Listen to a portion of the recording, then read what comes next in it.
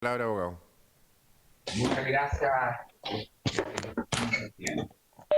Antes de entrar derechamente en mi argumento, quisiera complementar muy brevemente lo que señaló ayer el abogado Becerra al leer la carta o la minuta que Abogado, recibió.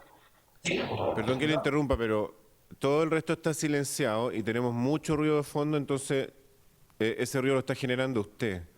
Sí, por Ah, favor, me voy a poner como los audífonos, me voy a poner audífonos, ¿ya? A ver si eso probemos, porque parece que se mueve mucho. puede ser. ¿Y ahí, magistrado? ¿Ahí, señor? Ahí se oye mucho mejor. Ya, Ya, ok. perdón la interrupción, puede continuar. No, no, no, está muy bien. Decía entonces, señoría, que quisiera, antes de entrar a mis propios argumentos, complementar la lectura de la carta que hizo ayer el abogado del señor Becerra, porque le faltó unos pasajes muy importantes, y son muy breves, muy breves. Lo que le faltó mostrar al abogado don Rodrigo Enrique es lo que señala en el sentido que la doctora ha insistido, estaba hablando de la doctora Borguel, ha insistido en sus técnicas utilizadas para detectar la presencia de metabolitos y ha tratado de forzar la respuesta de todos los científicos visitados, quienes en forma muy diferente le han hecho saber indistintamente que sus resultados son equívocos. ¿Y cómo termina la carta? Es muy importante, del señor Nelson Cofré, dirigida al ministro Madrid. Dice, después de todo el trabajo realizado y conversaciones con estos laboratorios, tenemos serias dudas de los procedimientos científicos de la doctora Borgiel. Creemos que no es la persona idónea para este caso, dado que sus resultados fueron cuestionados por todos los laboratorios visitados, quienes de forma muy diplomática no entraron en mayores discusiones con las apreciaciones de la doctora, realizando solo preguntas precisas. Los detalles los conversamos a nuestra llegada. Eso es lo que quería complementar.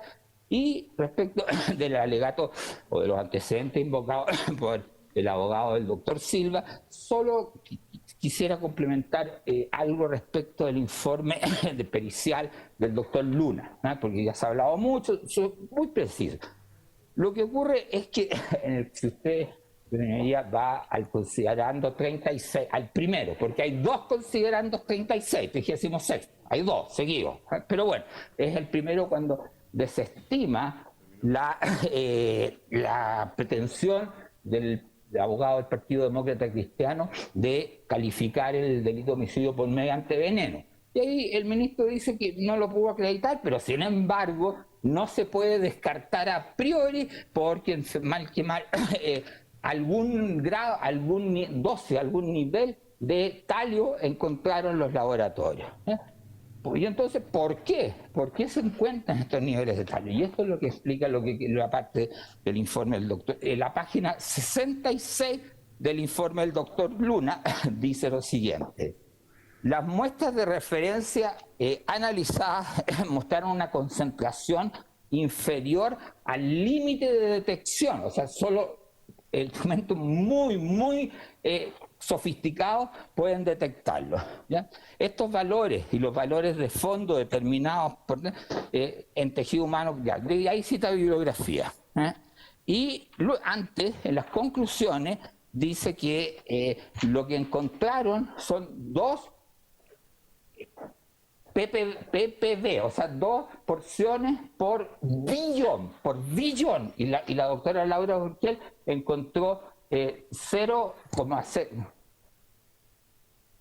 perdón, ya, 20 por billón. O sea, ya, ok. Y lo que dicen es que lo normal en cualquier persona es encontrar hasta una determinada cantidad que el señor Shea presentaba mucho menos. O sea, todos tenemos algún grado de talio. Eso es lo que está diciendo el peritaje del doctor Luna. Eso para despejar esa duda.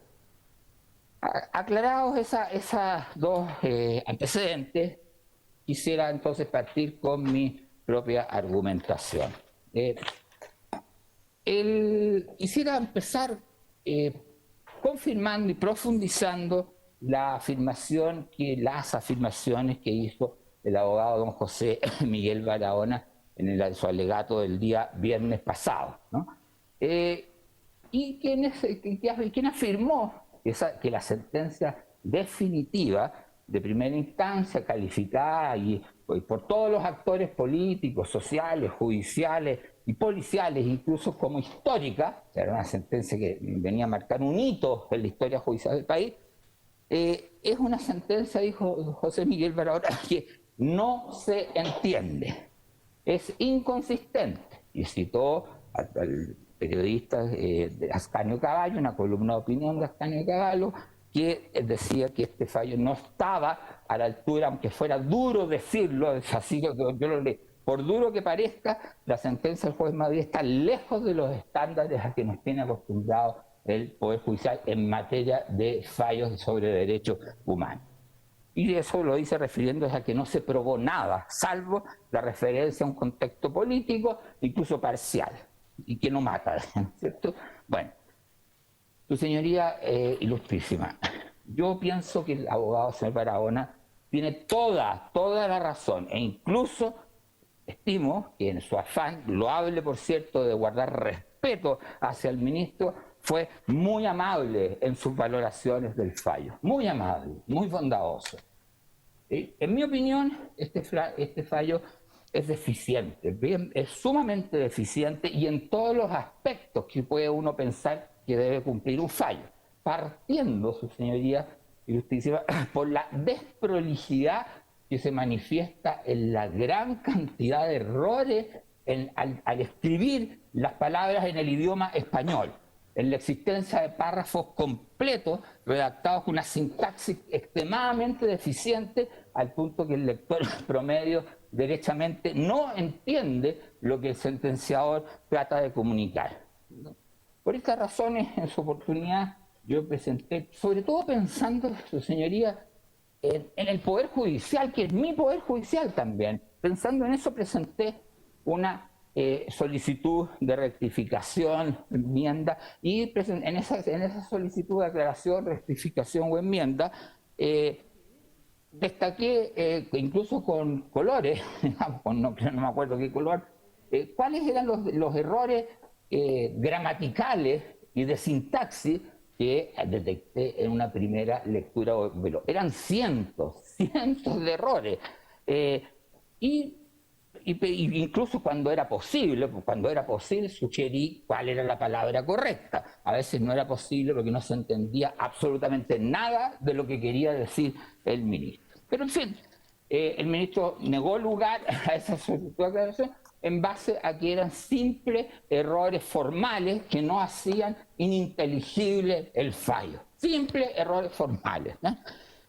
Luego yo apelé de esa aclaración, pedí, cuando una vez que ingresó conjuntamente con él, con todos los recursos, pedí una vista separada de esta para este recurso de aclaración, a fin de que vuestra señoría ilustrísima tuviese un fallo limpio y que lo hubiese corregido el ministro Madrid. Pero me dijeron que no ha lugar porque lo voy a leer textual, los errores de transcripción señalados, eso lo dijo la sala tramitadora, no hacen ininteligible el fallo, 22 de junio.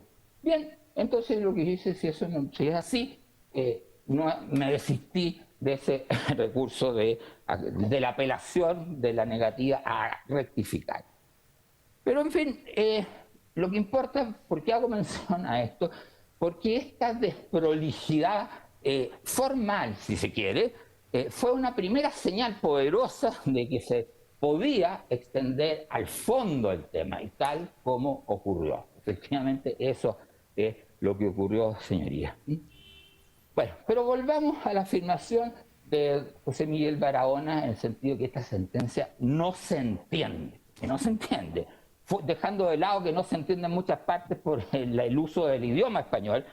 Ahora, lo que sí entendemos, ¿por qué razón no se entiende?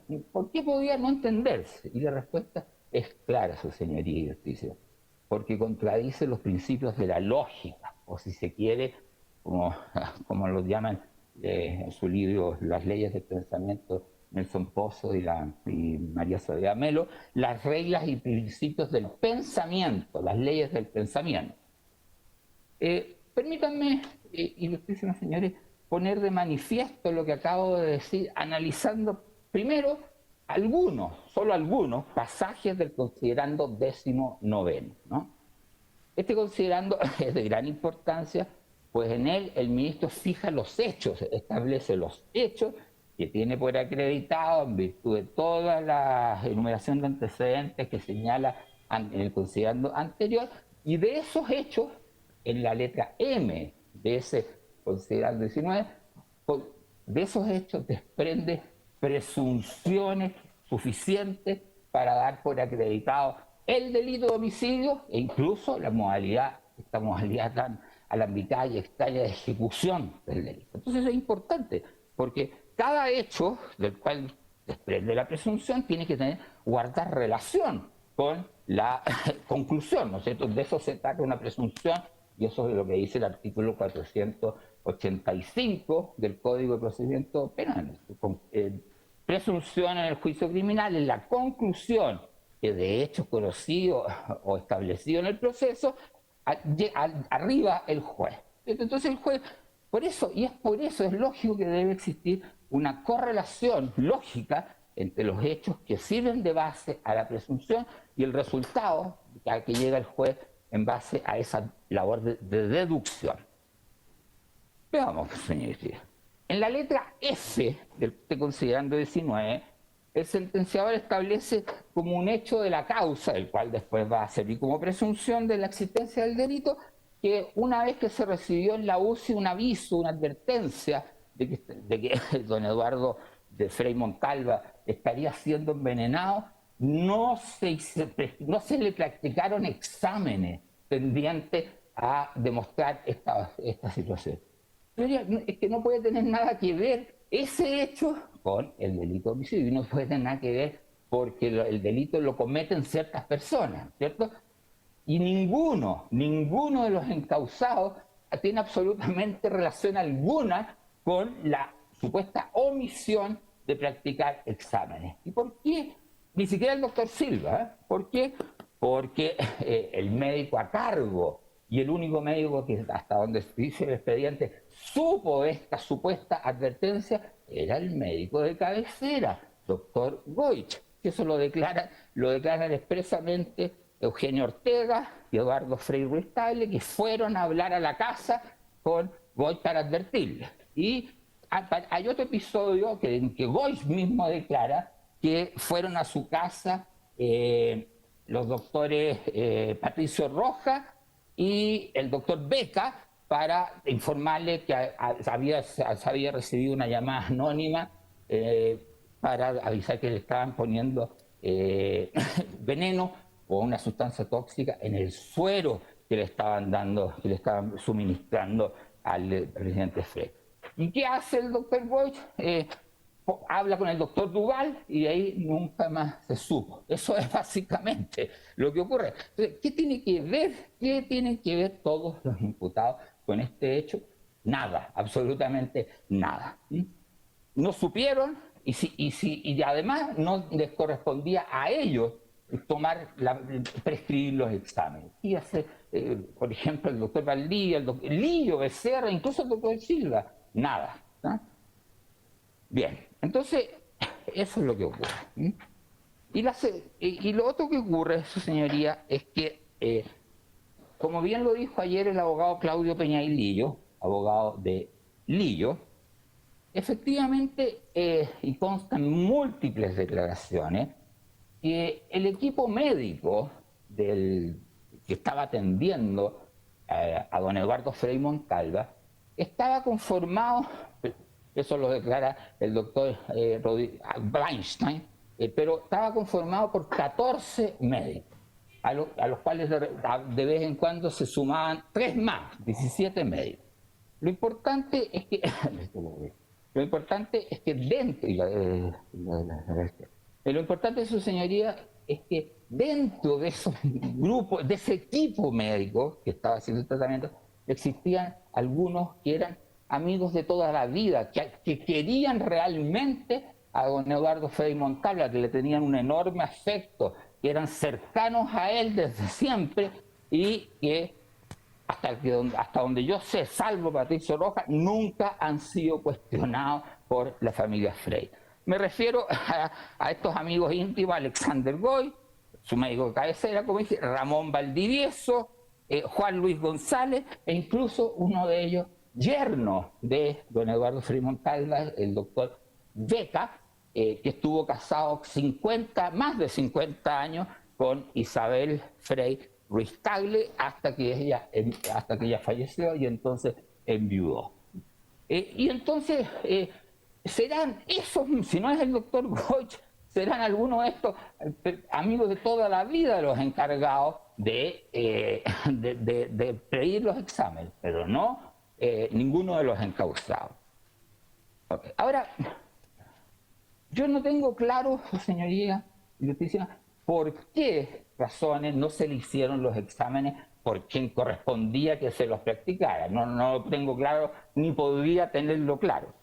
Pero existe una declaración de la enfermera María Victoria Larraechea Bolívar que nos da una buena explicación, que nos da una explicación muy razonable para por qué no se le hicieron ningún examen. Y con su permiso, su señoría, voy a proceder a esta declaración.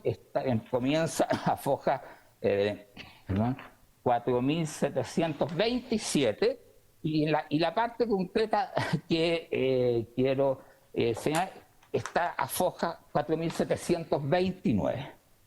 Dice la señora Larraechea lo siguiente: con relación a la pregunta que se me hizo, debo manifestar que don Eduardo Frei Ruiz Tagle en alguna oportunidad me señaló que la familia había tomado conocimiento que personas extrañas le estarían contaminando los sueros que le administraban a su padre, por lo que temía por su vida.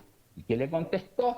Lo desmentí inmediatamente, dice la enfermera de Larraechea, que es hermana de la esposa, de la cónyuge de Eduardo Frei Ruiz Tagle, ¿no es cierto?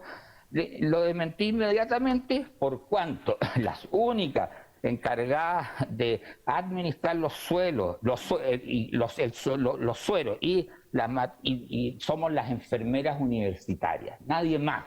Y las matrices y los contenedores de esos sueros vienen sellados del laboratorio. Y agrega que con esta explicación, aparentemente Eduardo se quedó más tranquilo, puesto que no hubo ninguna acción posterior. Entonces, esa es una explicación por la cual tal vez no se tomaron mayores medidas o no se le practicaron esos exámenes. La señora María Victoria Larraechea, junto con declarar, y esta declaración es importante porque también se abarca otros tópicos, otros aspectos que son muy relevantes para confirmar la falta de empleo, a lo menos de alguna sustancia tóxica que se le pudiese haber inyectado al presidente Eduardo Frei Montalva. Ahora voy a leer, su señoría, la foja. En un segundo. Sí, lo que pasa es que ella describe cómo era dónde estuvo el expresidente Frei en la UCI, cómo era, digamos, topográficamente el lugar. ¿Qué es lo que dice? Dice que supo que había sufrido don Eduardo Frei un shock en la pieza se refiere a la habitación 401, que es donde el mismo doctor Valdivia espontáneamente, de propia iniciativa, dice que entró. Ya vamos a hablar sobre eso, pero Frei estaba en la habitación 401 y hace un shock séptico. Pues dice entonces que le asignaron al equipo que iba a atender al presidente Eduardo Frei. Y lo que agrega es que, dada la gravedad que don Eduardo había provocado que se le hiciera una unidad especial, es decir, atendía la condición de don Eduardo, de su gravedad y probablemente de su investidura, se le hizo una unidad especial. Me refiero a que se le habilitó un departamento exclusivo que estaba anexo a la UCI. Y describe cómo era ese departamento anexo a la UCI. Y que va a despejar muchas dudas y muchos malos entendidos, supongo que inocentes, de parte de algunos de los querellantes. Dice lo siguiente, dice que constaba esta unidad especial de un hall de entrada, en donde estaban los medicamentos, sueros, bombas de infusión y otros, y que comunicaba con la pieza del paciente y su baño. Debo agregar que la pieza del paciente no tenía otro acceso, ya que las puertas estaban selladas. Vale decir, cualquier persona que quisiera pasar a esa pieza de don Eduardo tenía que pasar primero por donde estaba todo el personal, vestirse con ropa especial y luego pasar a verlo. Esa es la persona que describe con precisión cuál era la situación. Entonces, señoría, si solo las enfermeras podían administrarle suero, si no era posible acceder a donde estaba el lecho de Frey, digamos que es complicado que lo hayan envenenado, que le hayan administrado sustancias tóxicas, ¿no es cierto? Eso es lo que quería destacar en este momento. Después voy a volver a la declaración de doña María Victoria Larrechea cuando hablé de la participación. La otra es el otro hecho que se da por establecido en esta misma letra F del considerando del 19º, y del cual se extrae, se deduce la existencia del delito y su modalidad de comisión, es la aplicación de un producto que se llama transfer factor.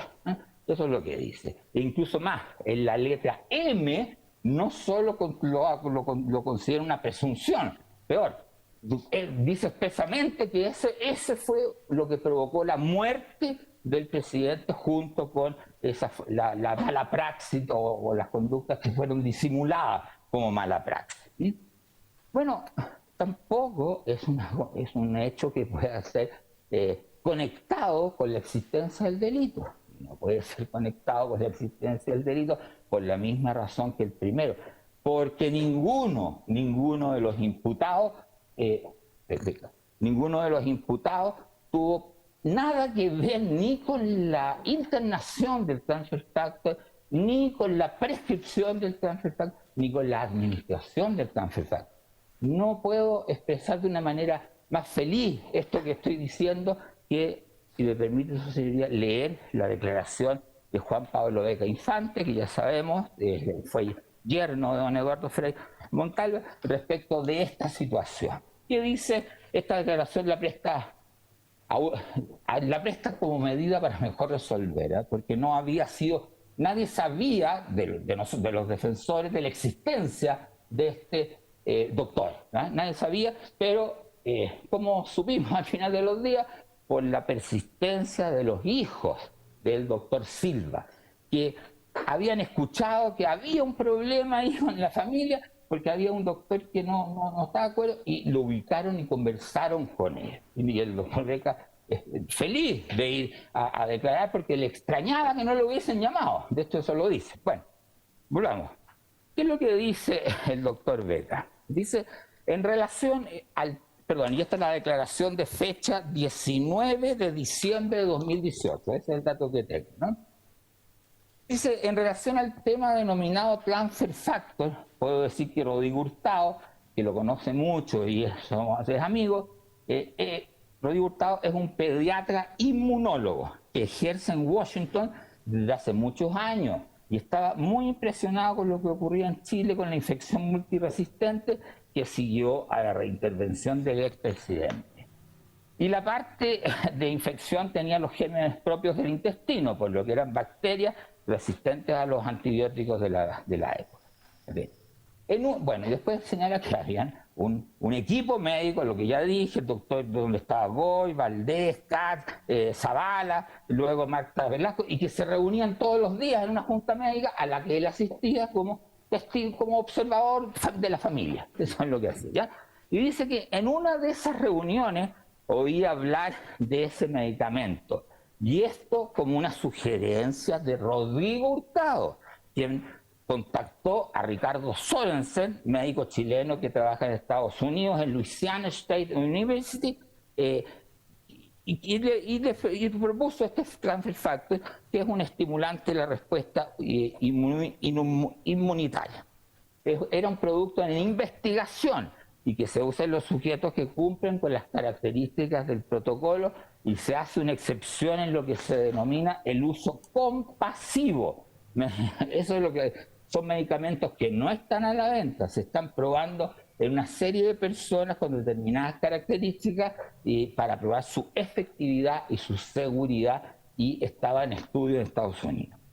Se envió a Chile, se entró a Chile porque mal no le iba a hacer y le podía servir. Se trajo sin pasar por el Instituto de Salud Pública, no, se trajo sin pasar por el Instituto de Salud Pública, porque ese organismo autoriza la venta y no el uso con base, pero no sirvió para nada, ¿ya?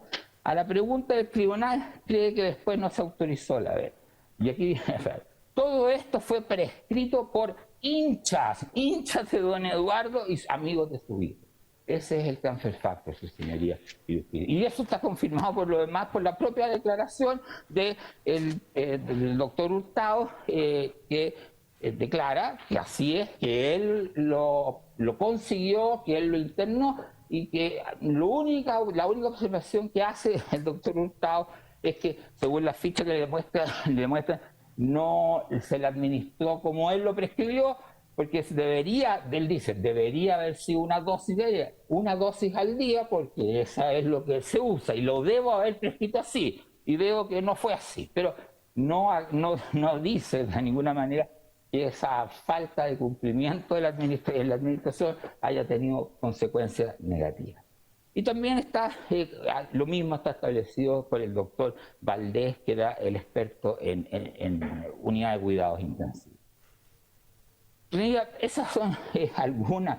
Hay, otra consecuencia lógica, que en la letra, si mal no recuerdo, en la letra G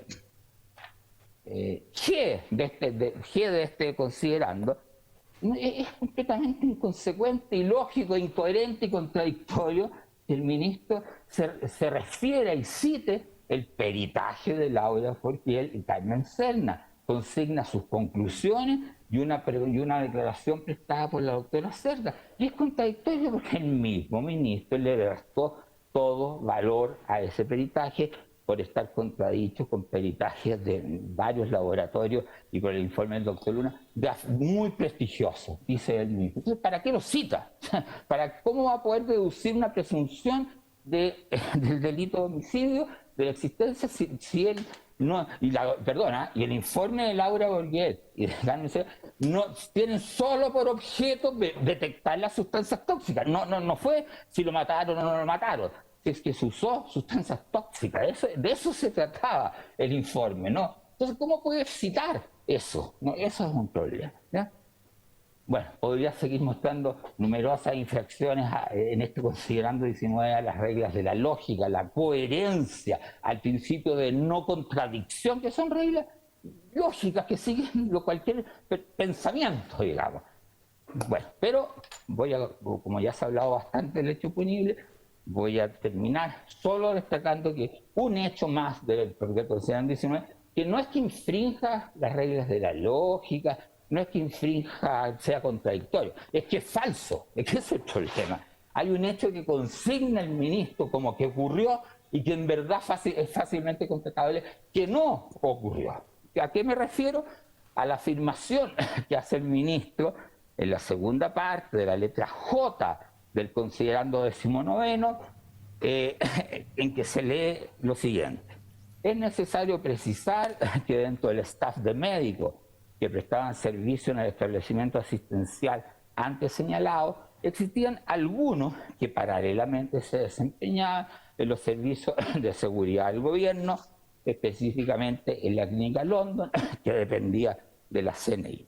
Y ahora viene. Y resulta el caso señalar que precisamente uno de ellos, se está refiriendo al doctor Valdivia, ha reconocido haber ingresado a la habitación del expresidente Frey el día 8 de diciembre de 1981, cuando sufrió el shock séptico que motivó la internación en la UCI y posteriormente fue visto en forma reiterada en dependencia de esta UCI.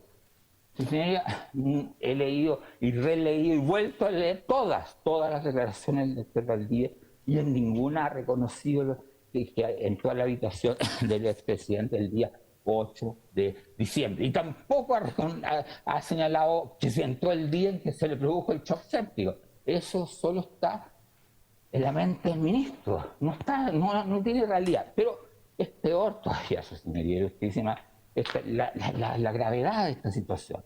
Porque luego, en el considerando 24º, donde está desestimando los dichos del doctor Patricio Silva, dice lo siguiente. Lo que pasa es que el doctor Silva, entre las cosas que dice, es que él ingresó a tratar a Frey porque el doctor Larraín no podía ser ubicado. Eso es lo que dice.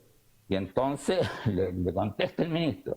Esto que dice resulta desvirtuado por la declaración del médico Pedro Samuel Valdivia Soto, prestada a Foja 6090, en que manifiesta que el día 8 de diciembre de 1981 avisó al doctor Patricio Silva de la presencia en la clínica del doctor Larraín, pero le señaló que en este momento era él quien encabezaba el equipo médico a cargo del paciente.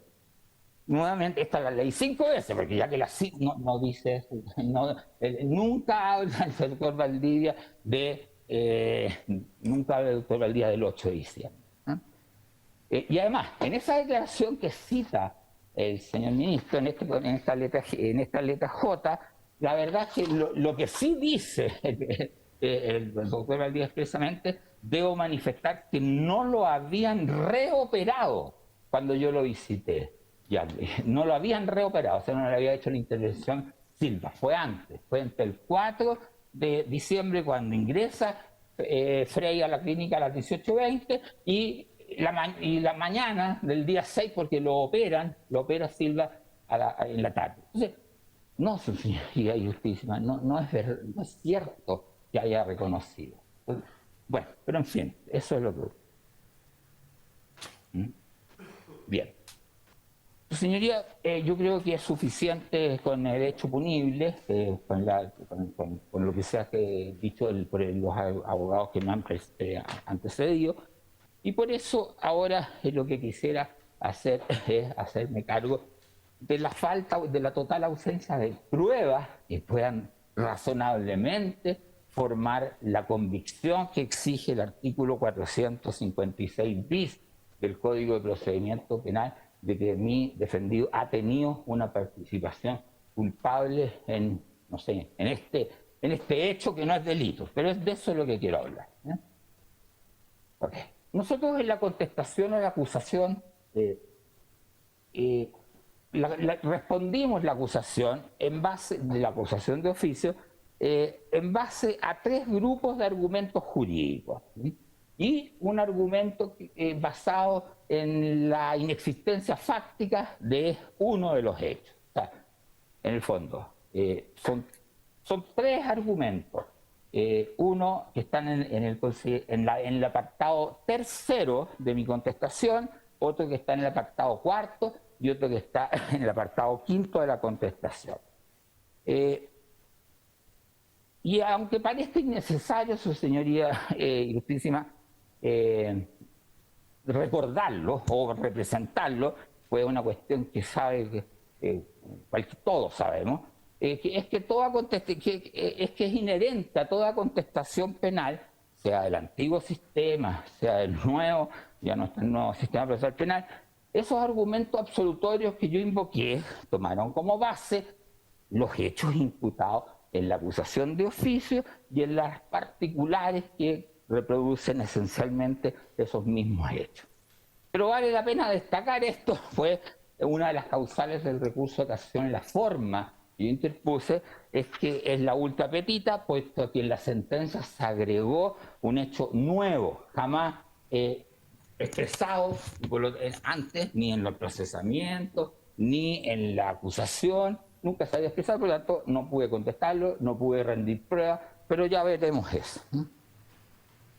El primer argumento jurídico que plantea su señoría, a propósito, está muy bien, porque el fiscal dijo argumento de atipicidad objetiva. ¿Qué quiero decir con eso? Lo que pasa es que yo prefiero, como lo hace don Enrique Curi, como lo hacía en su tiempo Belli, como lo hace Maura, como lo hace Jescher, hablar de que, y es verdad, que los tipos de participación, de coautoría, y sobre todo los tipos de participación en sentido estricto, es decir, complicidad y inducción, son tipos que se llaman, igual que los tipos de la tentativa y el delito frustrado, son tipos accesorios, subordinados, que tienen que ponerse en conexión con el tipo de la parte especial de que se trata. Entonces, cuando es cómplice el que coopera por actos anteriores o simultáneos, pero coopera ¿a qué? Bueno, hay que irse al tipo en el cual se está cometiendo el autor propiamente tal. Y por eso, y me gusta que se hablar de esa manera, no es que porque es así, porque todos los autores lo consideran una parte de la teoría del tipo, porque me cubre con la garantía de la tipicidad, que es la primera función de un tipo es la garantía de seguridad jurídica. Y está bien, por eso que hablo de atipicidad objetiva, pero es un tema de falta de participación al final de los días. Que hay otros autores que hablan de causas de extensión de la pena, pero también están pensando lo mismo que es un tipo. Bueno, entonces yo en el apartado tercero alegué la atipicidad objetiva porque ninguna de las conductas que le atribuían a mi representado en la acusación, ninguna, ni por sí sola, ni puestas todas en conjunto, podían considerarse como un acto de cooperación anterior o simultáneo a la ejecución del delito. Porque ya lo dijo el señor relator, los actos eran haber entrado a la habitación de Frey, haber preguntado en la UCI por el estado de salud de Frey y haber estado el día, haber tenido a su cargo la clínica el día del fallecimiento de Frey, y porque según el ministro a él le correspondía hacerse cargo, suplir al director cuando éste no estaba, y entonces por eso no pudo sino saber que iban a ir los médicos, los encubridores. Ese es el raciocinio. Bueno, entonces, ¿qué es lo que nosotros dijimos? Dijimos que la primera conducta que se atribuyó a mi defendido, que es haber entrado a la habitación de Frey, estaremos de acuerdo que un médico, por cualquier razón, entre a la habitación de un paciente de la clínica Santa María, donde por lo demás, el doctor Valdivia se desempeñaba en la clínica. No es que lo hayan contratado durante el periodo en que, no, estaba desde hacía 4 años, desde 1978. Claro, 4 años que era en la clínica Santa María. O sea, tuvo el enorme infortunio de que fuera Frey de la clínica Santa María. Pero en fin, ¿ya? Entonces, nosotros pensamos que entre un médico a la habitación de algún paciente, ya vamos a hablar de los motivos. ¿Cómo puede ser eso un acto de cooperación? No, claramente no lo es. Y luego, lo mismo cabe decir de que preguntaba en la UCI cómo era el estado de salud de Frey. Eso no puede ser un acto de cooperación con ningún crimen o simple delito. No se podía entender. Y por lo demás, tal como está establecido en el proceso, todos los médicos que subían a la UCI preguntaban por el estado de salud de Frey porque era una persona muy conocida, más que conocida. Había sido presidente de la República y era una persona conocida. Y además es muy, muy curioso que se le haga este reproche al doctor Valdivia, porque el doctor Valdivia hacía de vez en cuando turnos de noche donde no estaba el director, ¿no? Entonces, para imputarle que dejó entrar a los médicos de la Católica, no tiene ningún problema el ministro en invocar esa calidad de suplente del director, pero para ir a la UCI a preguntar por el estado de salud del presidente Frey, no lo considero un motivo suficiente. Y claro, si Frey le pasaba algo, bueno, el encargado había que estar preocupado por Frey. Y más allá de que, como lo dice en su declaración, le importaba el estado de salud de Frey. Y eso lo hacía todo. Lo dicen las enfermeras Aliaga y otras más que ya me voy a acordar. Que todos los médicos que iban a la UCI, todos preguntaban por el estado de salud de Frey, por su curiosidad, por lo que sea. Eso.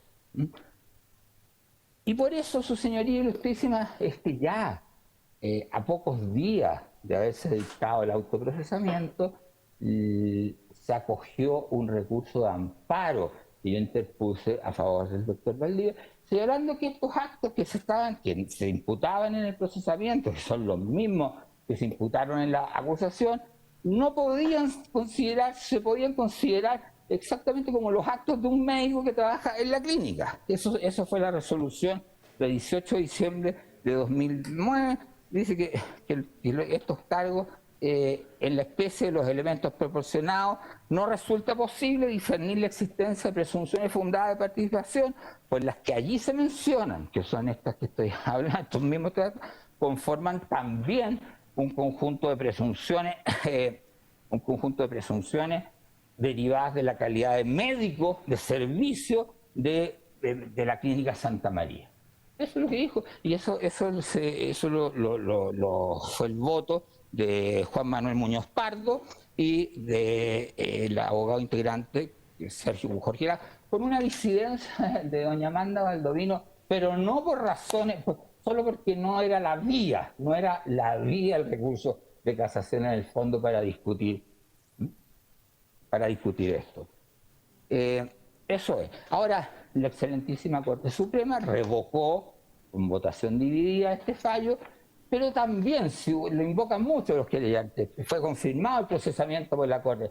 Mira, si uno lee la resolución de la Corte, lo que dice exactamente lo mismo que Amanda Baldovino, que por ahora está bien, el procesamiento fue dictado por autoridad competente dentro de la ley, y que los argumentos que yo doy no son materia del recurso de amparo.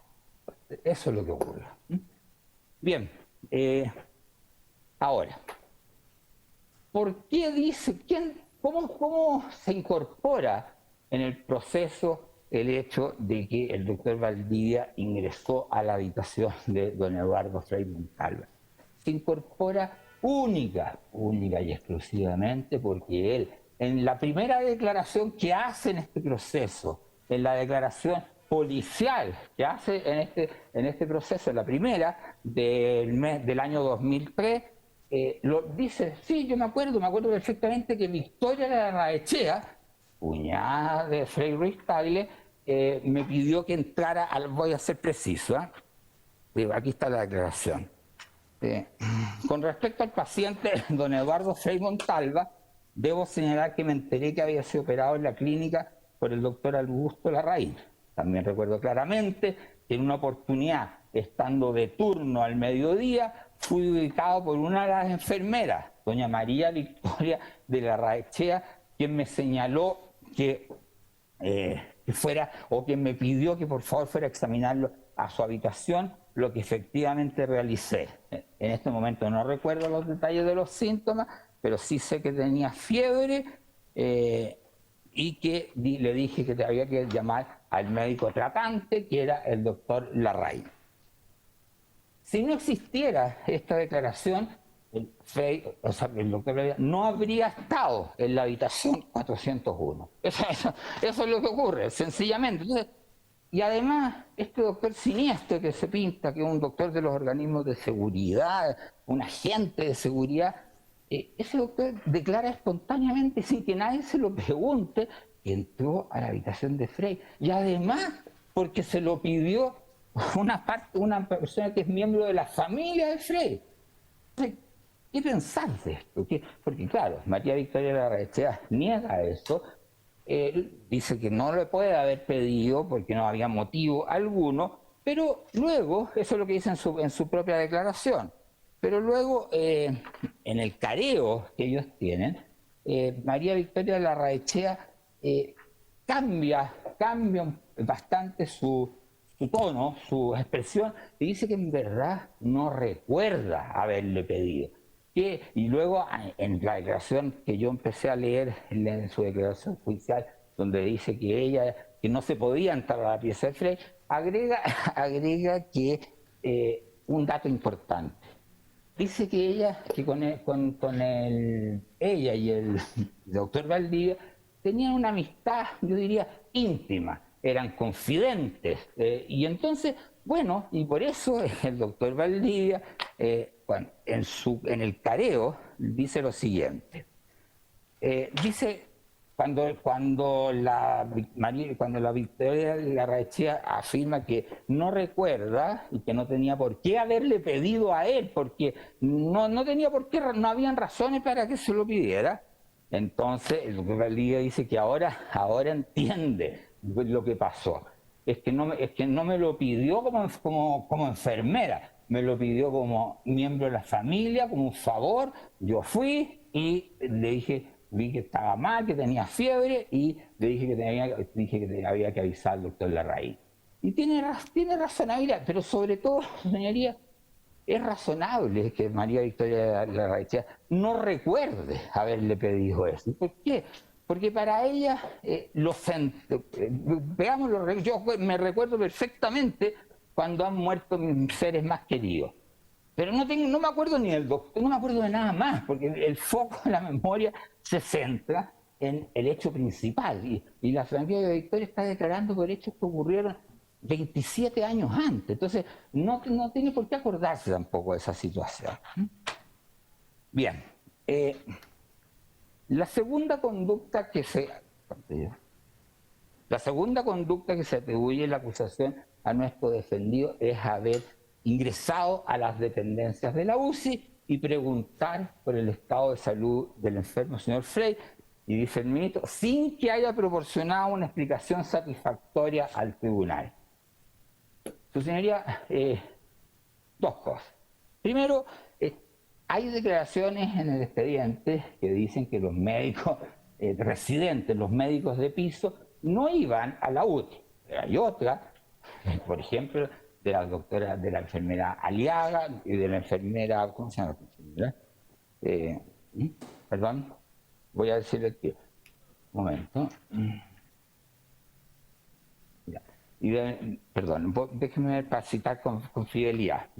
Claro, de la doctora María Eugenia García, de la enfermera María Eugenia García Kuhn en el careo de Foja 6779 a 6780, que dicen que sí, que si a la UCI se derivaba un paciente de piso, sí iban los médicos del piso. Y es lo que dice el doctor Valdivia en su declaración. Dice que a él iba de vez en cuando a la UCI, fundamentalmente cuando tenía que ir por un enfermo en particular.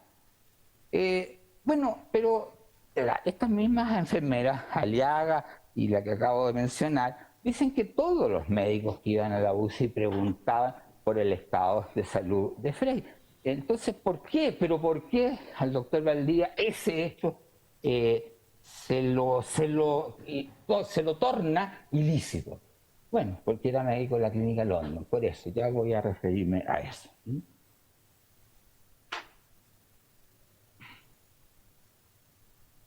Por ejemplo, María Eugenia García Kuhn en el careo dice, sí, es efectivo lo que dice el doctor acá presente. Él iba a la UTI y conversaba con el médico residente o la enfermera universitaria o auxiliares que estuvieran de turno. Yo no vi que examinar al paciente. Además, todos los médicos que iban a la UTI o a la UCI en general, y en general la gente que iba a ese servicio, preguntaban por la salud del paciente. Eso es, preguntar por la salud. no entrar a la pieza de Frey. ¿Ah? Eso ya lo despejamos con María Victoria Larrachea, que dice que no es posible, ¿cierto? Ok. Ok.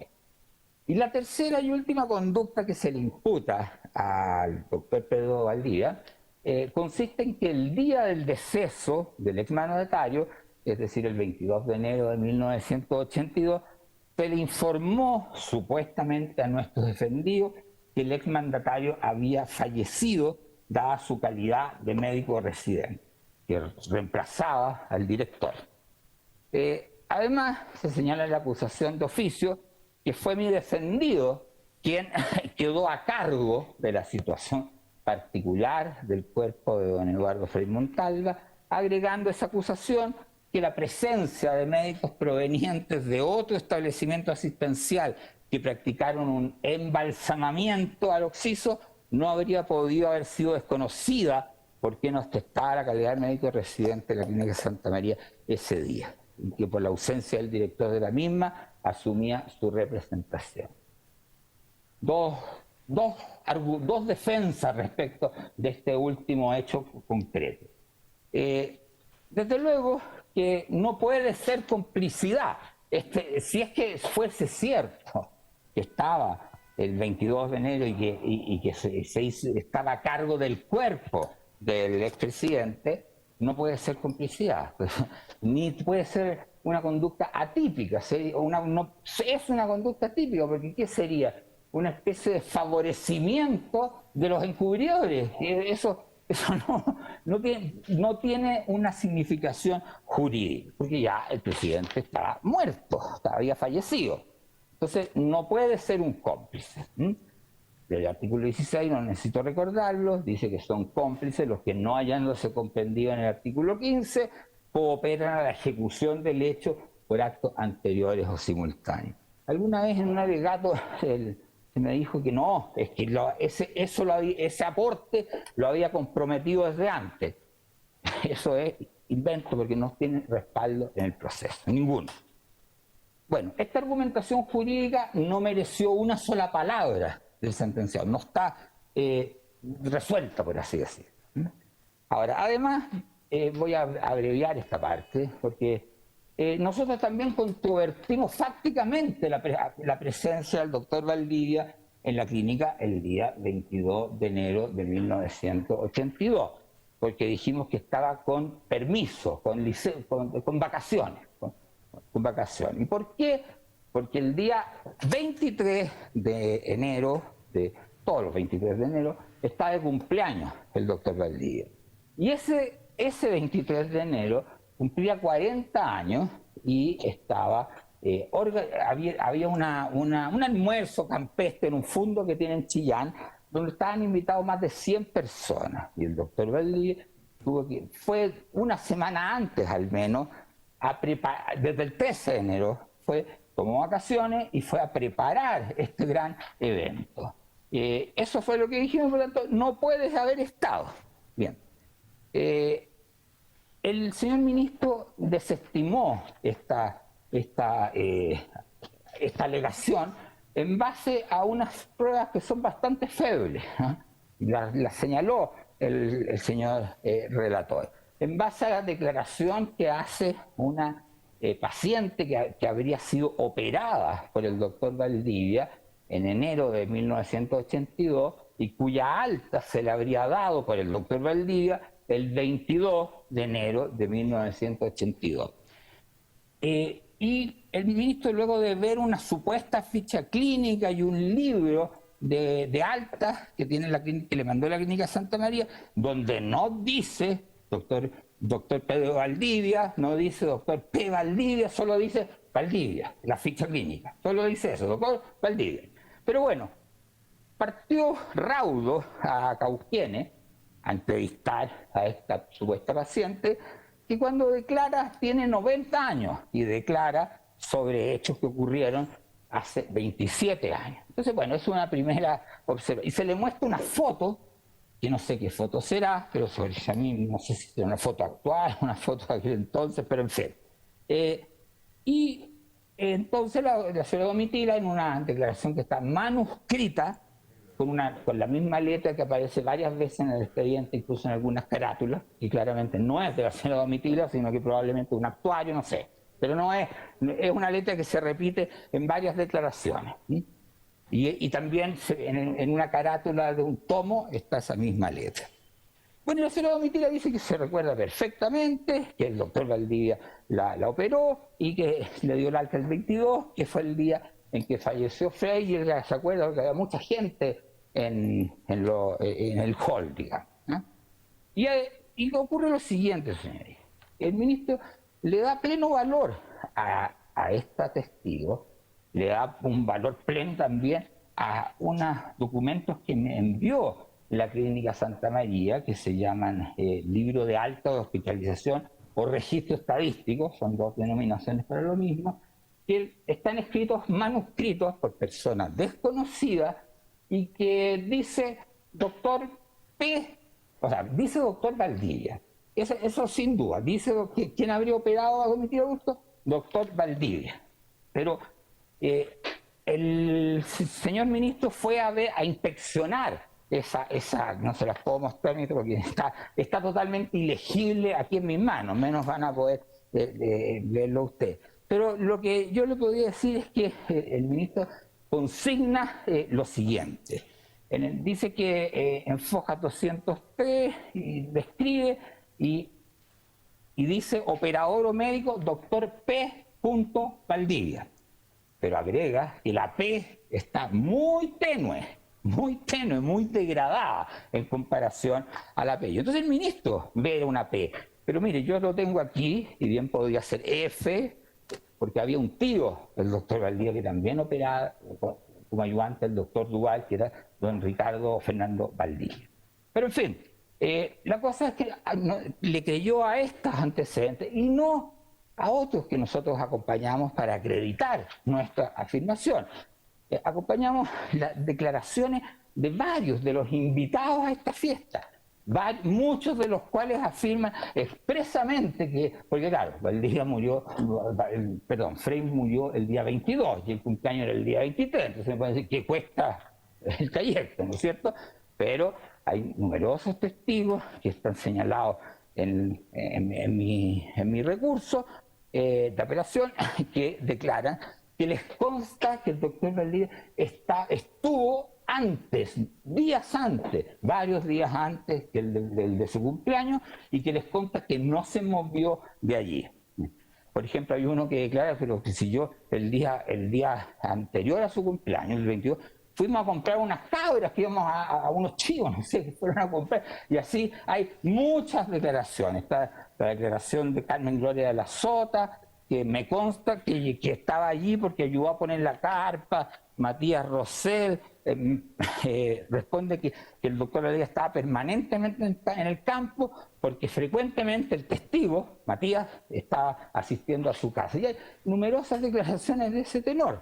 Hay también fotos de ese cumpleaños, claro, y como bien dijo el relator, son del día 23, sí, está bien, pero algo dicen si se lo pone en relación con la prueba testimonial. Y aún más, su señoría ilustrísima. El doctor Valdivia, al igual que su padre, tenía en aquel tiempo una cierta, ¿cómo llamarlo? Una cierta afición, obsesión, toque, no sé, pero que era anotar todo lo que hacía día a día en una agenda. Y su padre también hacía eso. ¿Ya? Entonces, bueno, nosotros acompañamos al tribunal las agendas de aquel periodo, donde claro, me van a decir, ¿qué prueba es? Bueno, dice las agendas del doctor Valdivia que él todo ese tiempo estuvo preparando su cumpleaños, el día anterior también. Y más aún, acompañamos la anotación de la agenda del padre del doctor Valdivia que dice, hoy llegó Samuel. Ya. En fin, eso es lo que nosotros acompañamos. Esas agendas, su señoría, no estoy seguro, porque como hay no estoy seguro que estén en el proceso mismo, la agenda física. Sé que el señor relator mencionó la transcripción que hizo el doctor Valdivia de lo importante del día, del mes, de diciembre y enero del año 1981 y 82. Pero nosotros acompañamos las libretas físicas, y no sé si estén, porque las adjuntamos en el otro sí de una petición de sobreseguimiento definitivo y un subsidio temporal que hicimos, la cual se tramitó en lo que el ministro denominó un cuadernillo separado, que son unas hojas mínimas, ¿ya? Entonces no estoy seguro que estén esas agendas a la vista de vuestra señoría ilustrísima, pero están acompañadas en el otro sí de nuestra petición de sobreseguimiento parcial respecto al doctor Valdivia. Bueno, pero todos estos elementos de convicción fueron desestimados frente a los otros argumentos, a los otros elementos que acreditarían la presencia del doctor Valdivia en la clínica. Una cosa importante, la ficha clínica, que en realidad según el doctor Valdivia, porque declaró especialmente sobre este punto, que no es una ficha clínica, pero lo que envió la Clínica Santa María junto a este registro ilegible, no tiene la firma, dice doctor Valdivia, y no tiene la firma del doctor Valdivia, es un documento que está sin firma, dice anestesista, no dice, ayudante, no dice, firma del médico, está con letra manos de máquina, doctor Valdivia, pero no está firmado doctor Valdivia. Pero en fin, hay otro argumento, o otro antecedente que invoca el ministro en su sentencia para demostrar, según que demostraría que sí estaba el doctor Valdivia el día de la muerte del presidente. Y me refiero a las declaraciones del doctor Hernán Ortiz Carvajal. Lo que pasa es que el doctor Hernán Ortiz presta declaración, y en su primera declaración afirma categóricamente que él le comunicó al doctor Valdivia que había fallecido el presidente, y porque el doctor Valdivia era el médico de piso, el médico que reemplazaba al director, y que le consta por qué, porque se lo recuerda, y sobre todo porque el doctor Valdivia fue la persona que se encargó de comunicar a la prensa, de interactuar con los medios de comunicación para comunicar esta lamentable noticia. ¿Qué pasó con el doctor Ortiz? Ocurre que después, en un careo que tiene con el doctor Valdivia, ya no está tan seguro, porque lo que dice es que en verdad a él no vio al doctor Valdivia, él no lo vio, mandó a la enfermera de piso a decirle al médico residente. Eso ya titubea. Luego hay una tercera declaración donde no sé cómo se produce, donde dice, no, ¿sabe qué? Me acordé, estoy seguro que está el doctor Valdivia, estoy seguro. Bueno, y además que comunicó a la prensa. Bueno, esto es un testigo que navega así dubitativamente, no puede ser fiable, y además hay una prueba irrefutable de que el doctor Ortiz está sumamente confundido, muy confundido con la persona que estaba a cargo de la clínica ese día. ¿Y por qué? Porque es enfático el doctor Ortiz al afirmar que fue el doctor Valdivia quien le comunicó a la prensa el fallecimiento del expresidente Frey. Y eso, su señoría, está demostrado en el proceso que no es efectivo. También en el mismo otro sí de la solicitud de sobreseguimiento acompañamos numerosísimos recortes, tuvimos que ir a la Biblioteca Nacional, numerosísimos recortes de muchos diarios. Por ejemplo, en este momento recuerdo, aquí está, el Mercurio de Valparaíso, el Mercurio de Antofagasta, la segunda, las últimas noticias, y la tercera, entre otros, correspondiente a los días 22 y 23 de enero de 1982. En todos los cuales se dio cuenta, o sea, se advierte que las personas que realizaron los comunicados de prensa antes del fallecimiento, cuando estaba enfermo, y luego del fallecimiento del mandatario, fueron en primer lugar Eugenio Ortega, el marido de doña Carmen Frey, y yerno de don Eduardo Frey. Eugenio Ortega realizó 2 comunicados de prensa, uno el 21 de enero a las 20:15 y luego otro el 22 de enero del mismo año a las 13:30, y en ese último dio cuenta del agravamiento, del grave estado en que se encontraba el expresidente. Y luego, ese mismo día, pasadas las 17 horas, cuando ya había fallecido, fue el padre Miguel Ortega, el encomendado, que es hermano de Eugenio, el encomendado de dar la noticia a la prensa del fallecimiento del expresidente. Entonces está muy perdido el doctor, y todo esto está además refrendado por las declaraciones de Graciela Borker Kessler, que era la que venía después en la jerarquía, la que secundaba a doña Carmen Frey en el frente femenino de la democracia, frente de mujeres del Partido Demócrata Cristiano, y que señala que lo que acabo de decir, lo que dicen los medios de prensa, eso es lo que señalan. No se menciona ni una palabra del doctor Valdivia. Ok. Ya, y también hizo presente el relator que en la sentencia el ministro, en la letra D del considerando 30, invoca también como afirmando la presencia del doctor Valdivia los dichos del auxiliar paramédica doña Elia Navarro Rodríguez, a fojas 10.419, cuando la verdad es que Elia Navarro Rodríguez no declara lo que ella declara es que ella estaba con postnatal o prenatal y no estaba en ese momento. Y eso es lo que le dice, hace decir a este testigo, en verdad, que no tiene ninguna esperanza, lo dice el doctor Ortiz. Otro ejemplo de desprolijidad, su señoría, ¿no? Bien. Señor presidente, perdón, es que no, ¿me puede decir cuánto tiempo llevo o cuánto tiempo me falta? Llevo 1 hora, me dicen, ¿no? Sí, ya, ok, que no tome. Sí, ok. Lleva 1 hora 5 minutos, abogado. Ya, muchas gracias. Bien. Ya. Bien, frente a todo, bueno, volvamos al argumento de que fuera de que no tiene ninguna significación jurídica lo que haya ocurrido, lo que dice el ministro que ocurrió con el doctor Valdivia el 22 de enero, que no podía sino saber de la concurrencia de los médicos de otro hospital, que no puede ser complicidad ni puede ser nada. Fuera de eso, el ministro responde toda esta argumentación, todo este esfuerzo probatorio que realizamos durante el sumario, durante el plenario, y contesta de la siguiente manera. Por último, creo que esto lo mencionó el señor relator y que dijo que lo iba a citar textual porque era una redacción compleja, ¿no?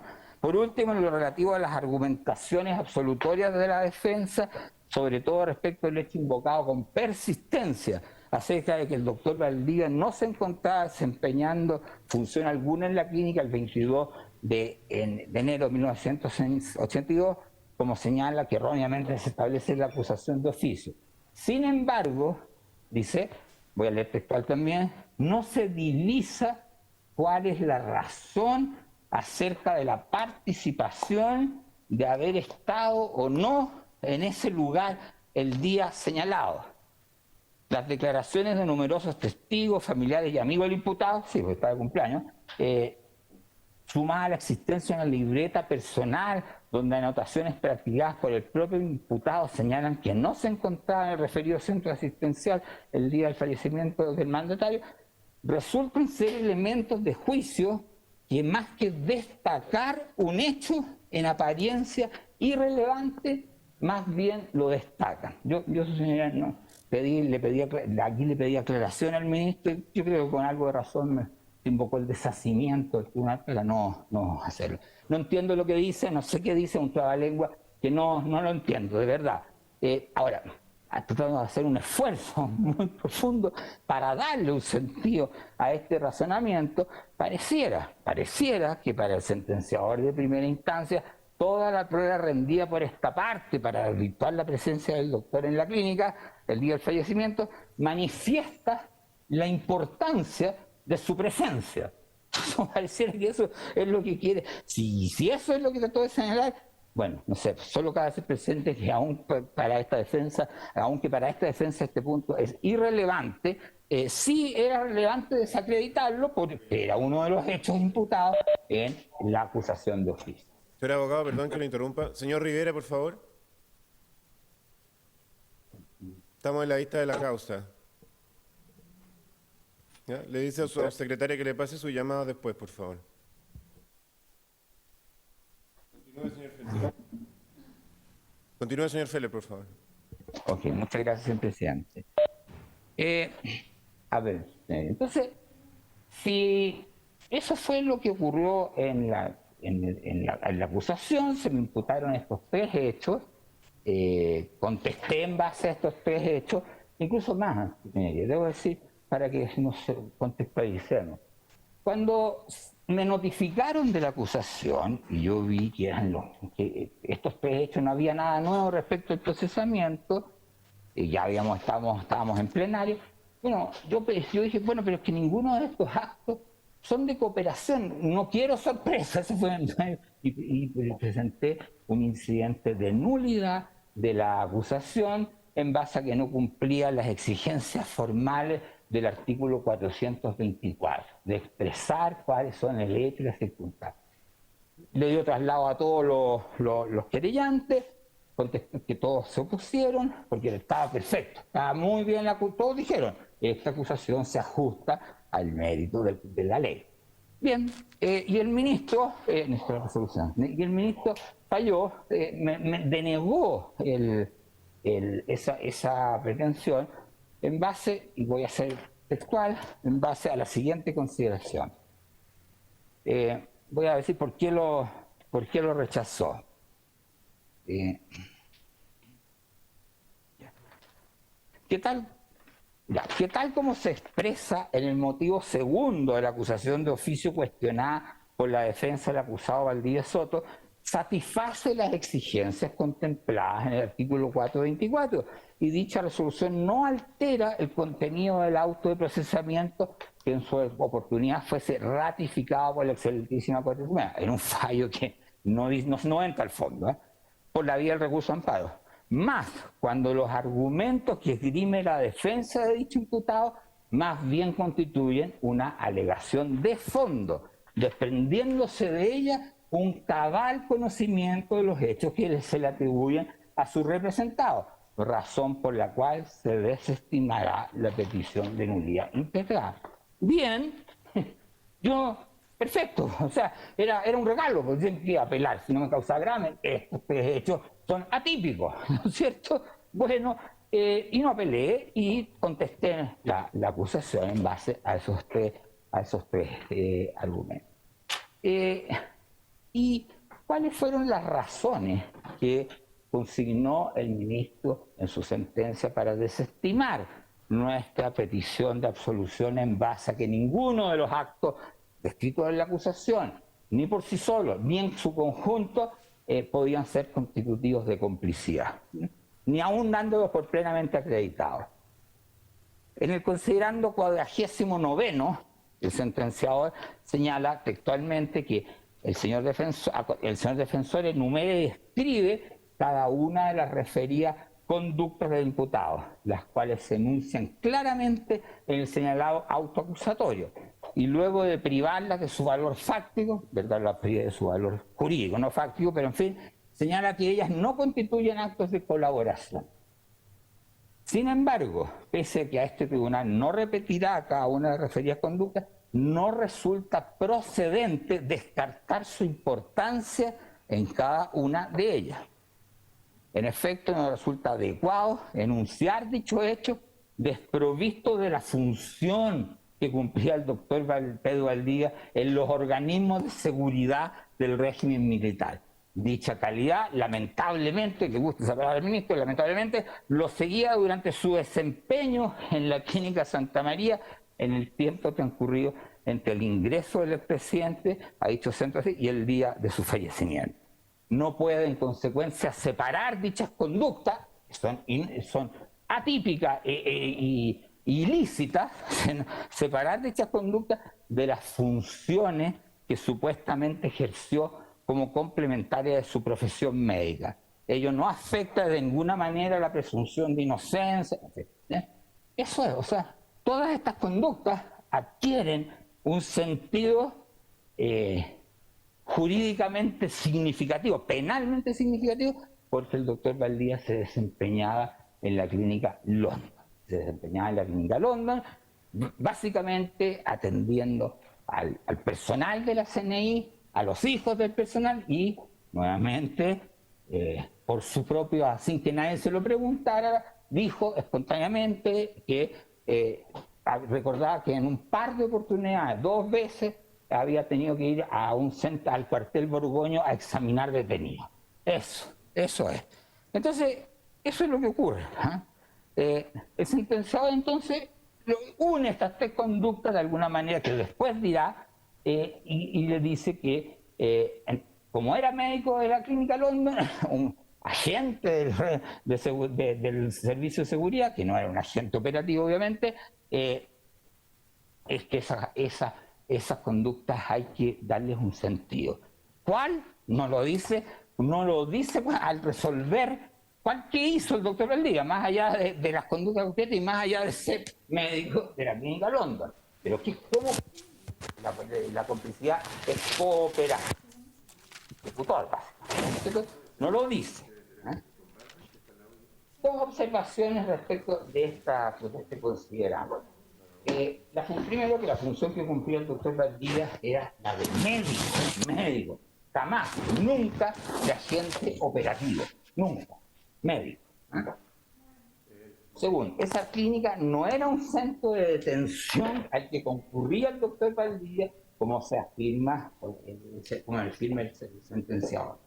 Existen abundantes testimonios en este proceso y en otro paralelo, que ya vamos a referir, que se llama Cabo Leighton, que acreditan lo que se acaba de afirmar. Es cierto que hay en el causa del Cabo Leighton un par de declaraciones que dicen que alguna vez hubo una persona detenida, pero el doctor Valdivia no tiene nada que ver con eso. Nunca ha sido investigado por algún médico.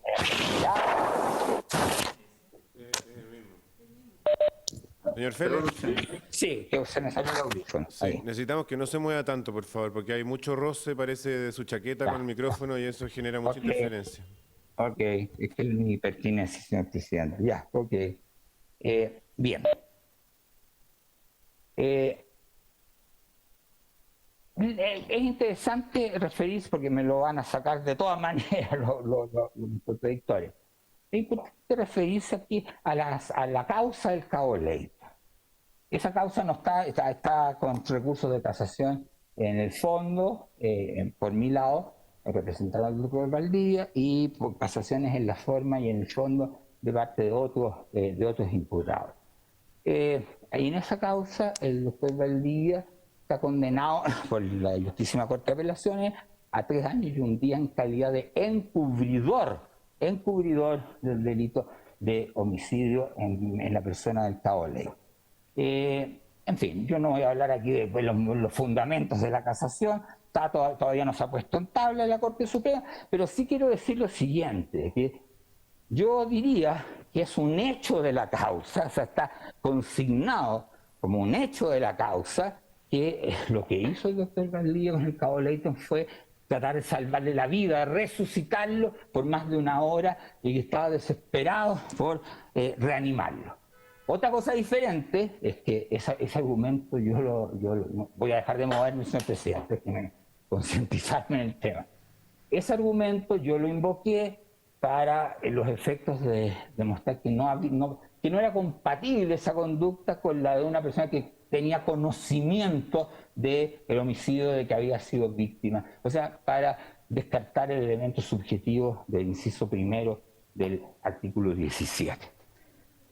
Y en ese sentido me lo desestimó. Porque no servía para eso, porque no se acordaba de esa situación, así que recién se acordó cuando le mostró la ficha clínica, pero hay numerosos testigos que declaran que el doctor Lotía no se conformaba con que se le muriera un paciente en su turno. Pero en fin, eso para que aclaremos, porque me van a invocar que este doctor siniestro de la clínica London. Ok. No creo que sea necesario decir a su señoría que este modo de razonar, que yo ya lo anticipé en la contestación y le dije al ministro, está claro que usted no va a hacer esto porque sería un desliz inaceptable hacia un derecho penal de autor, es decir, castigar a una persona por lo que es, por lo que hace, no por lo que hace, sino que por su condición personal, en este caso por su calidad de médico de la clínica London, que lo haría, no sé, alguien perverso, alguien maligno, ¿eh? Eso es derecho penal de autor, que que es incompatible incluso con nuestra Constitución Política de la República, puesto que dice que ninguna ley puede establecer pena sin que la conducta que se sancione esté descrita en ella. Bien. Ese fue mi primer argumento absolutorio, de atipicidad objetiva. Puse un segundo argumento absolutorio de atipicidad objetiva también en el sentido que le expliqué al principio, y es que dije lo siguiente, que no existe en el proceso, y eso lo aseguro a cabalidad, no existe en el proceso antecedente alguno que establezca que cualquier acto de cooperación que pueda haber realizado el doctor Valdivia Soto haya sido eficaz, haya sido utilizado por él o los autores. No hay ningún solo antecedente. Eso está en el apartado cuarto de mi contestación a la acusación. Y dijimos, citamos, no voy a aburrir el tribunal con eso, que era abrumadoramente mayoritaria la doctrina y jurisprudencia chilena que exige como requisito esencial o sine qua non para la punibilidad de la complicidad que la cooperación prestada por el cómplice haya sido efectivamente aprovechada por el autor. Que es impune, no es típica la tentativa de complicidad. Eso siempre se puede leer en cualquier manual. Y esta exigencia, obvio, es inherente a la naturaleza misma de la complicidad, que es participación en el hecho ajeno. Hay un par de autores, Mario Garriomón, que exigen algo menos, y es que la contribución del autor haya facilitado la ejecución del delito. Pero de todas maneras exige que el acto o la omisión que presta el cómplice haya tenido alguna determinación, alguna relación con la comisión del delito por parte de los autores. Aquí en mi recurso tengo la doctrina, pero básicamente los que piensan que es necesario que el autor use la contribución, Curi, Héctor Hernández en el Código Penal comentado, parte general, Novoa Monreal, Garrido Montt, Echeverría, en fin. Yo diría, y ahora también Jaime Nakira en el tomo 2 de su libro se inclina por quienes exigen que haya una relación de causalidad entre la contribución y el delito. Pues bien, como dije, no existe un solo antecedente que diga esto, pero peor, no existe una sola diligencia pendiente a establecer ese requisito. No hay una diligencia que haya apuntado a que, si es que cooperó en algo, no dice quién cooperó, pero si cooperó, ¿cómo se usó? ¿Cómo se aprovechó esa? Y ese es el segundo argumento a atipicidad objetiva. Y la sentencia desestimó esta alegación con un razonamiento también plasmado en el considerando 49. Dice, dicha alegación será desestimada por el tribunal, ya que evidentemente estaba así a 4 años, pero no importa, evidentemente mantener dentro del referido establecimiento asistencial a un facultativo que paralelamente a sus actividades profesionales se desempeñaba como médico cirujano en otros servicios de organismos de seguridad, y además, según declaraciones de testigos, deambulaba por la clínica, si era médico en la clínica, e ingresaba donde no debía, a la UCI, preguntando por la evolución del estado de salud del expresidente, sumadas a las actividades sospechosas descritas en el auto acusatorio, que son estas mismas, estas tres de que está hablando, resulta que todo esto debe ser considerado como un todo colaborativo que resguardaba e informaba no dice a quién, acerca del desarrollo de las actividades dolosas de los autores del delito, procurando mantener al día la evolución del estado de salud del paciente. Informaba, resguardaba la información. Eso es nuevo, su señoría de justicia. Nuevo, y por eso la primera causal, y lo conecto al tiro de mi recurso de casación en la forma, es ultra petita. Ese hecho de que porque ahora sí me viene a decir qué ha sido, cómo cooperó. Bueno, cooperó informando, no se sabe a quién, resguardando la información sobre el estado de salud del presidente. Eso no lo dijo, no lo pude contestar, no pude citar al doctor Silva, a los demás autores, para que dijeran si es que acaso era así, nada de eso. Entonces, por eso yo no voy a ahondar en la ultrapetita, pero digamos que es claro que se infringió ese requisito básico, que da la oportunidad de contestar en la acusación los cargos. Y por eso, como les digo, nuestro recurso de casación en la forma se funda, entre otras causales, en la ultrapetita del número 10 del artículo 541. Eso, no voy a alegar más de eso, me remito al recurso, pero de eso se trata. Ok. Ya, de acuerdo. Voy a ir pasando a otros temas. Ahora, una cosa importante. ¿A quién informaba el doctor en este razonamiento? ¿A quién le informaba el doctor Valdivia? ¿A quiénes les habría proporcionado esa supuesta información el doctor Valdivia? ¿Y cómo fue utilizada esa información por los autores, por quien quiera que haya sido el receptor anónimo de esa información? Son preguntas que quedan sin respuesta, pero que son un requisito esencial de la punibilidad de la cooperación supuestamente prestada por el doctor Valdivia. Esas preguntas jamás se le formularon a nadie en el proceso. Pero su señoría ilustrísima, lo que quiero decir es lo siguiente.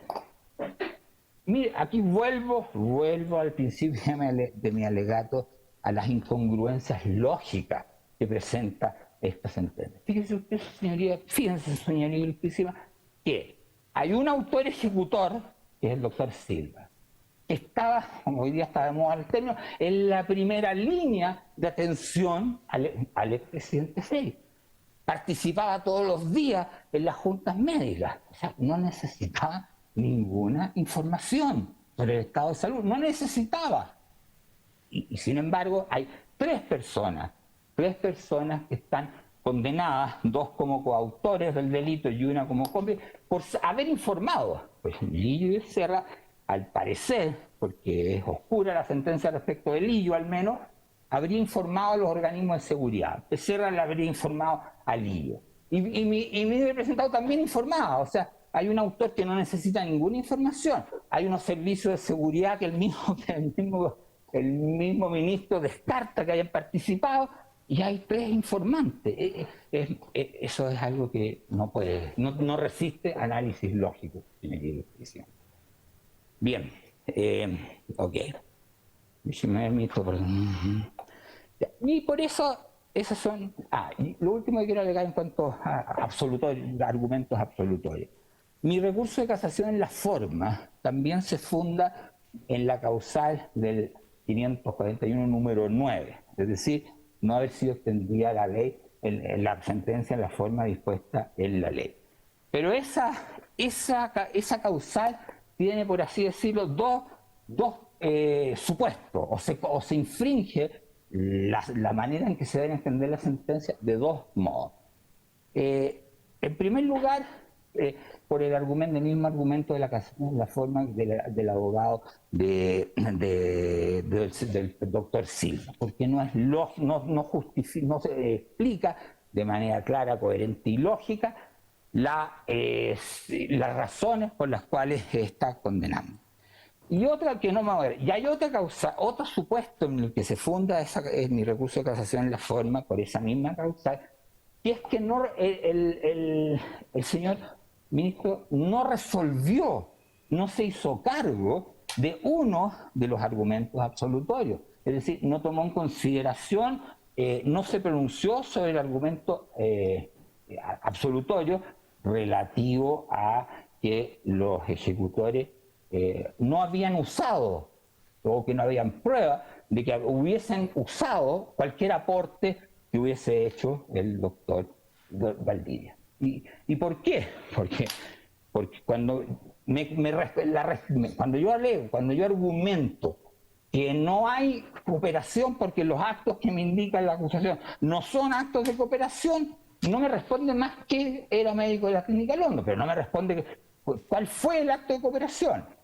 Y eso recién perdón, y no me responde cuál es el acto y por qué son actos de cooperación. Pero eso es, no responde por qué razón esos son actos de cooperación.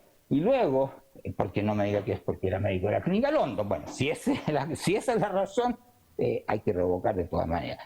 Y luego, cuando me enfrenta al argumento de que no hay antecedentes de que se hubiese utilizado cualquier aporte, entonces me contesta lo que yo quería en el primer argumento. ¿Cuál es el acto de cooperación? Pero deja sin, que es informal, pero deja sin responder el primero. Eso es lo que pasa, ¿eh?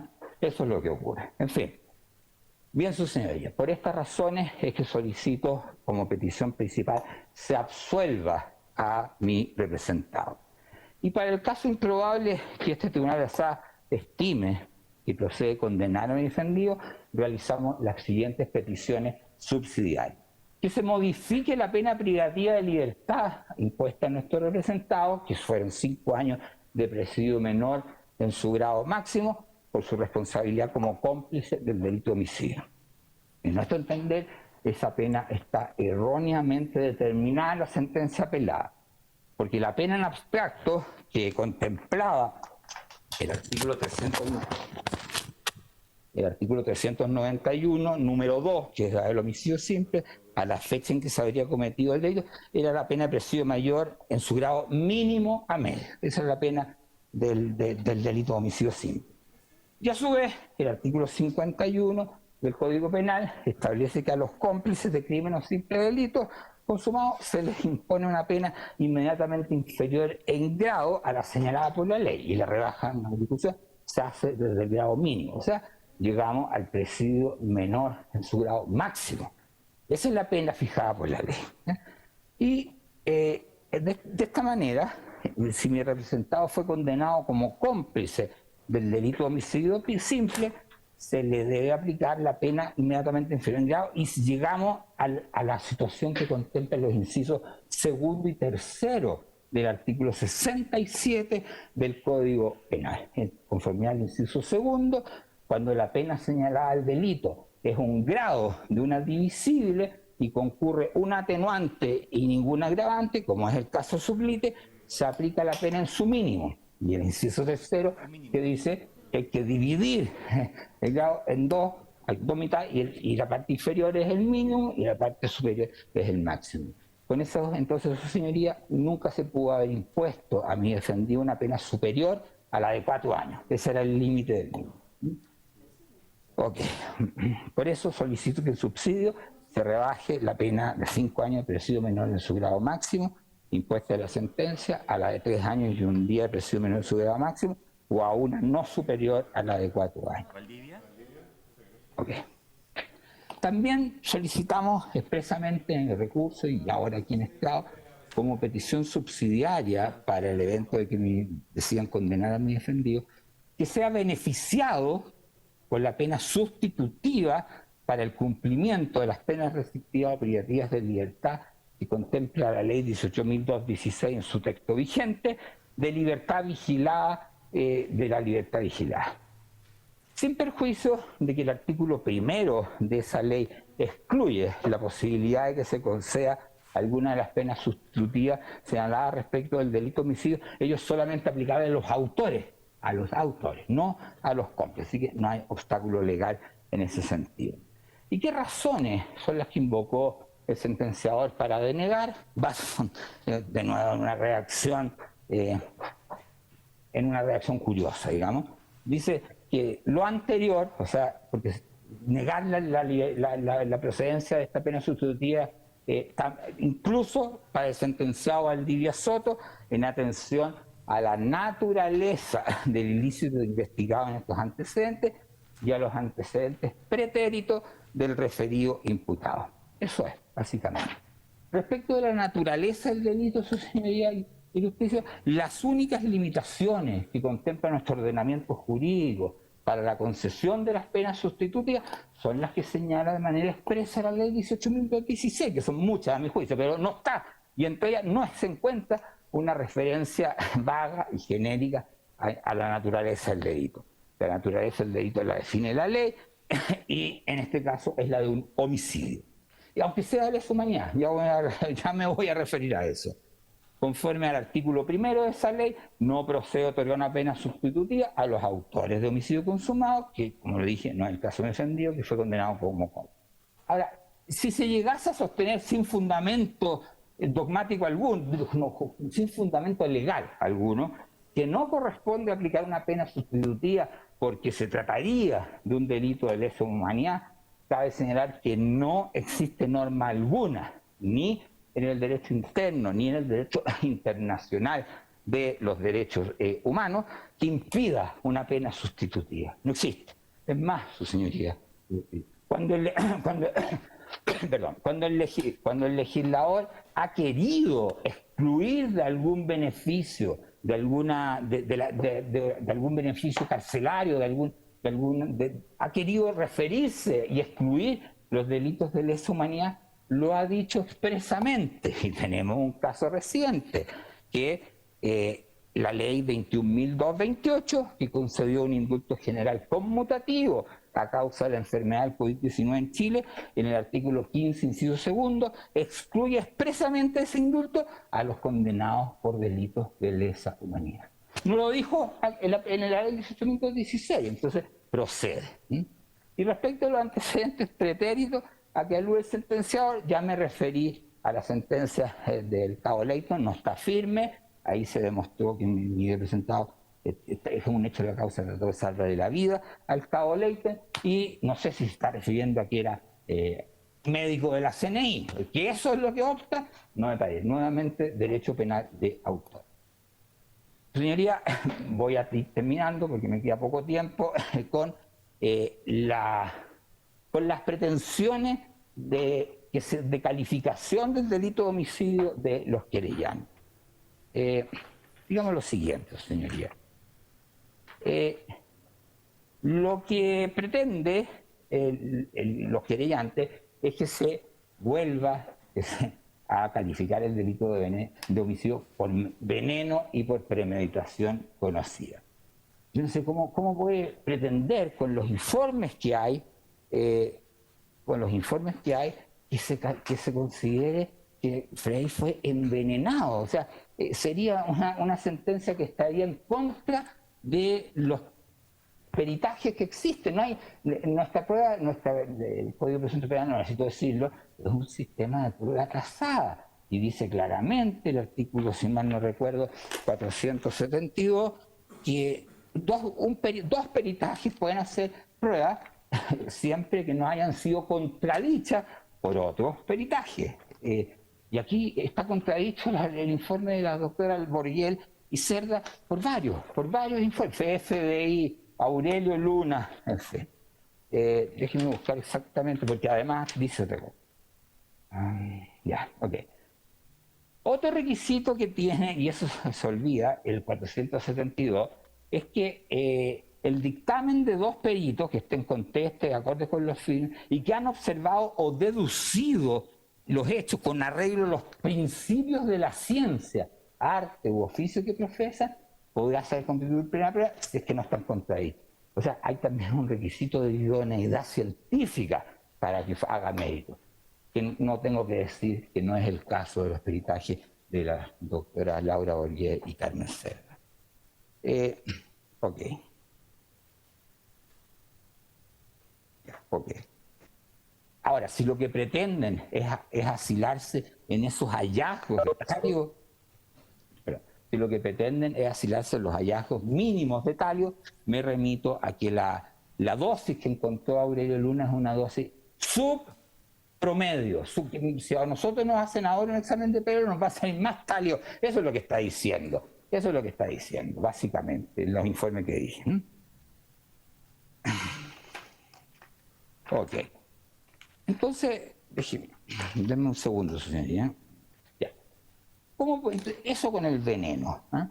Y la premeditación conocida, yo no sé a qué se refiere, a que vino una orden, como lo dicen las acusaciones del Consejo Forense, todos dicen que esto fue un sofisticadísimo plan de inteligencia dispuesto desde la cúpula de la dictadura militar. Y eso, de verdad, no está acreditado de ninguna manera. Si es que uno piensa que hubo un delito, no hay una premeditación más allá de que se tendrían que haber puesto de acuerdo Silva, no sé con quién, no, es que si se cita el 15 número 3 para los casos de Lillo y Becerra, tiene que haber un concierto previo, que no hay premeditación, señoría, no hay. Y por otra parte, si es que la hubiese, bueno, no sé si concepto, una enorme mayoría de la doctrina chilena piensa que la premeditación, que es básicamente un elemento que tiene una calificante y que tiene elementos subjetivos, no se comunica sino a quienes tienen esa calificante. Y es muy extraño que un cómplice tenga premeditación. Esa tesis la sostiene Curi y, recordando mía, también la sostiene quien fuera un alumno muy brillante de la universidad, don Guillermo de la Barra, en su tesis de grado. Así que, señoría, no corresponde calificar el delito. Ahora, me quiero hacer cargo para terminar del informe del señor fiscal judicial.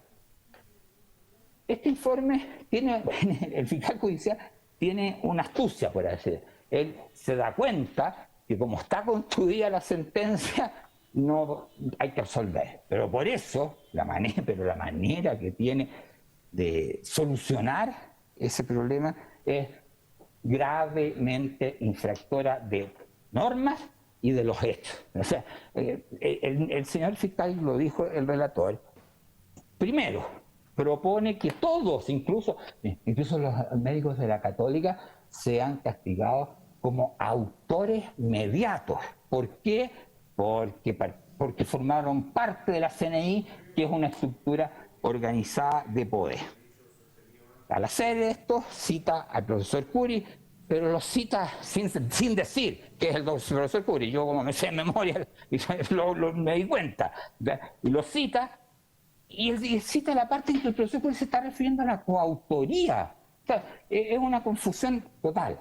Y lo que quiero decir es lo siguiente: la autoría mediata, su señoría justicia, es una idea que recogió Klaus Roxin cuando hizo su tesis para optar al cargo de profesor, porque en Alemania es difícil ser profesor, y que se trataba de lo siguiente.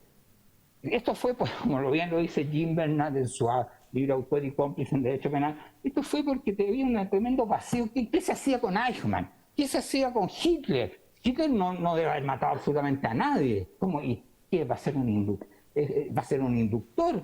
Y además, como responde Maura, la inducción, la institución misma, la autoridad mediata, nace en Alemania como un tapa agujeros, porque ellos exigían la accesoría máxima, es decir, que el ejecutor, para poder castigar al inductor, el ejecutor tenía que ser culpable. Y entonces quien inducía a un inimputable quedaba exento de responsabilidad penal.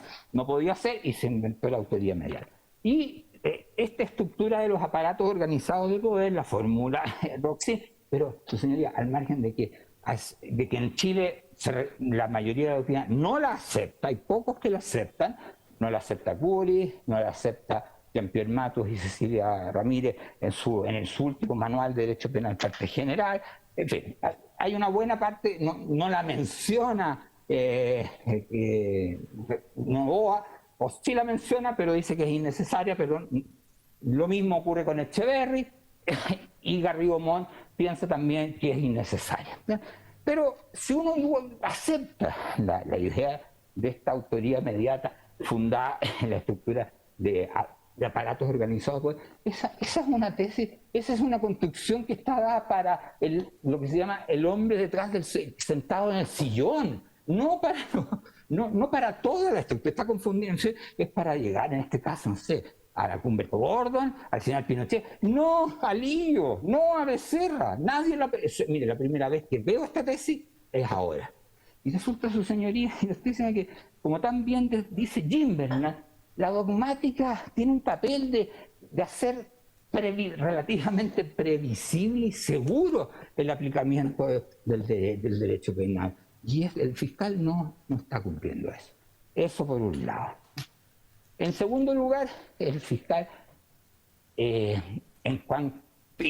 luego, cuando propone que se le dé valor a los peritajes de Laura Borguel y de Carmen Cerda, en virtud, porque basta el 472, está leyendo mal el código. No dice el Código Penal, dice que puede pasar eso cuando no está contradicho por otro.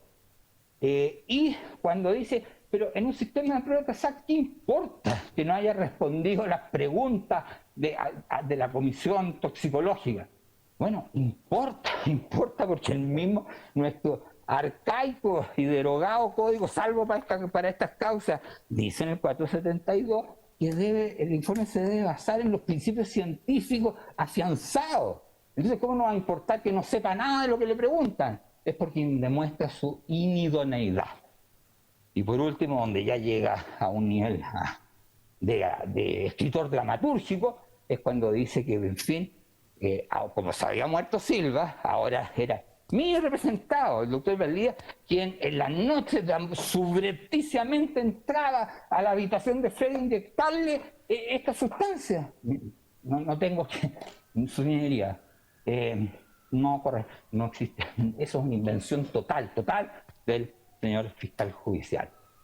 Y eso sería, su señoría, lo que yo quería decirle y pedir que se absuelva a mi defendido. Antes de terminar,